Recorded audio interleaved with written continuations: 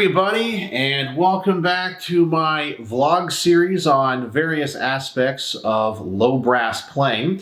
And I have been thinking about what topics I can discuss. And I'm not really sure, number one, who is watching my videos and what might interest you. So I thought that I would begin this vlogging series with sharing aspects of what I do and the difficulties or challenges that I have to overcome to be a musician and a teacher.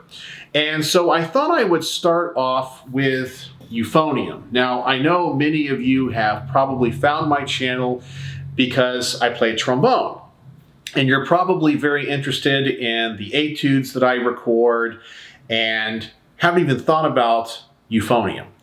Maybe some of you do play euphonium as well, but euphonium is an instrument that I have been doubling on ever since I was an undergrad at the University of Central Florida.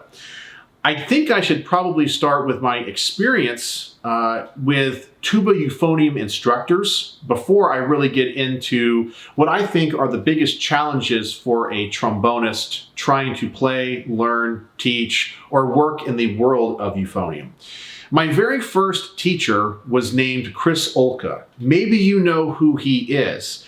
He is now the tubist of the Cincinnati Symphony. When I was young at Union Park Middle School in Orlando, Florida, he was a student at the University of Central Florida, and he was the teacher that was brought in to work with all of the low brass students. And I remember being in 6th grade and having lessons with him. And obviously he went on to do amazing and great things. So that's pretty cool that my very first private lesson teacher is one of the best tuba players in the world.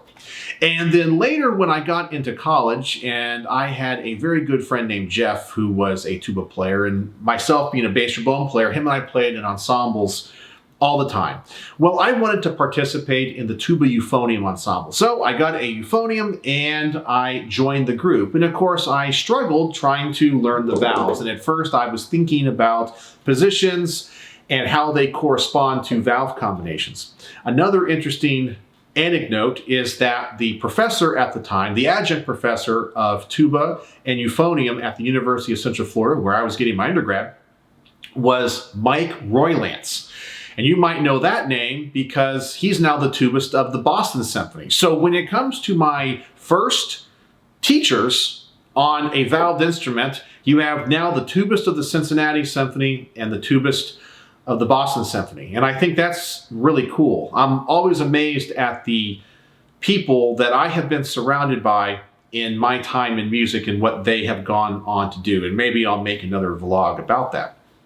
But as time has gone on, and now that I'm a teacher in the Dallas-Fort Worth area, I consider myself to be a low brass specialist. I primarily teach trombone. I can play tenor and bass trombone and euphonium. I can also get around on tuba a little bit, but I definitely do not consider myself a tuba player. And so as I have been a professional in this area, one of the first things I realized that I struggled with was my identity. And it wasn't my personal identity of being a trombone player or a euphonium player. It was what people perceived me as. There were a lot of people that only knew me as a trombone player. And I have been playing euphonium ever since college. I've played in pretty much, every concert band and ensemble that I could on euphonium. So it's not like I'm really doubling. I really kind of consider it a companion to my trombone skills. But a lot of people only knew me as a trombonist.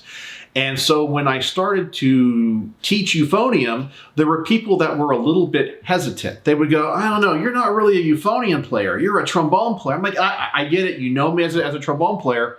Let me play some euphonium for you. Let me show you what I can do. And then over time, based off of the ensembles that I was in or how people got introduced to me, there were people that were surprised that I played trombone because they only knew me as a euphonium player. So I've always struggled with this. And being in the DFW area, I find that being a euphonium player is quite difficult. because number one, there's not really a lot of opportunities. I have to make my own opportunities. Like I play in a group called Center Stage Brass, Or if I get hired by a church, maybe I can use the euphonium on the performance to make money besides teaching. But the University of North Texas, which arguably has one of the biggest and best euphonium schools in the world, is literally right down the road. And I will fully admit that euphonium is my double, but I think I'm pretty good at it. But the people that play euphonium exclusively can definitely outshine me in quite a few ways. I don't deny that. But when it comes to teaching high school, even like early level college and middle school, I think my skills are definitely adequate. And I really like the way that I play it. No, I'm not the most, virtuosic performer you'll ever hear, but I'm competent. And I would feel confident sitting in pretty much any wind ensemble that you would put me in. But because I have so many people that are competing for just euphonium gigs, I guess, in this area, shall we say, it's a little bit difficult. And of course, with all those students from the University of North Texas in the area, they're also teaching. They're my colleagues. And so when I'm trying to apply for teaching jobs, I will have people once again go, you're not really a euphonium player. They want somebody that just plays euphonium exclusively. And I understand that perspective. But my frustration is that I do this for a living. And I am in it for the long run, where many students are just there for a year or two, or they're not available over the summer because they're doing things like DCI. And I feel like sometimes I get a little bit typecast, but the street goes in one direction. That if I am with somebody that is primarily a euphonium player or started out on euphonium, but because of the necessities of the music world, where they want to play in jazz bands, concert bands, orchestras, top 40 party bands, and they want to work as a low brass player, well, they learn trombone. And I have discovered that people are much more forgiving of euphonium players that double on trombone and go, yeah, they can get by. They don't have to be that good. Where if you're a trombonist and you try to play euphonium, the expectations are much higher. I'm not really sure why that is. And it's one of those challenges that I've always had to overcome. So everywhere that I play, perform, and teach, I make sure that people know that I play both instruments. And I'm not really sure if you double on one or the other. Maybe you're a euphonium player first and foremost, or a trombone player first and foremost, and then you double on the other. I'm curious if you can tell me in the comment section, do you overcome any challenges when it comes to identity? Do you find that euphonium players or tuba players do not necessarily welcome you into their crowd because you're just a trombone player that plays euphonium? But you'll find that trombone players, this is from my experience, welcome euphonium players into the fold to go, wow, you're playing trombone. It's cool that you're mainly a euphonium player. The other thing is, as a teacher, I tell my students that are primarily euphonium, especially if they want to go into a career in music, I tell them, you must play trombone. You have to learn this instrument, because unless you want to go into the military or win a job with a premier military band, or you can somehow get one of the very few teaching opportunities at the collegiate level where you exclusively teach euphonium, you're not really going to have much work. Outside of community concert bands, and even in the Dallas-Fort Worth area where we have the Lone Star Winds and the Dallas Winds, they're not jobs that you can make a living at playing euphonium exclusively. So you have to do other things. And so to make yourself more marketable, I recommend to every euphonium player that you learn to double on trombone. And maybe that's why the music world to me seems to be more welcoming of euphonium players that play trombone than trombonists that play euphonium. The other thing people will say whenever I record etudes, and that's one of my next plans, I was just playing one of the selected studies from the very famous or infamous Voxman book that is often used to select the Texas All-State etudes from. And that was number 1 in the key of B flat.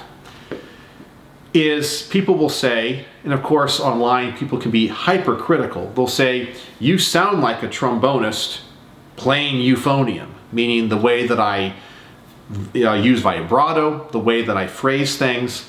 I don't really think that my tone quality reflects that I come from from the cylindrical world into the conical world, because I play a relatively large mouthpiece. I play a Dennis Wick SM3, so a Stephen Mead 3. It's a pretty big mouthpiece, and I gravitated towards this because I mainly play bass trombone. It's kind of my main axe.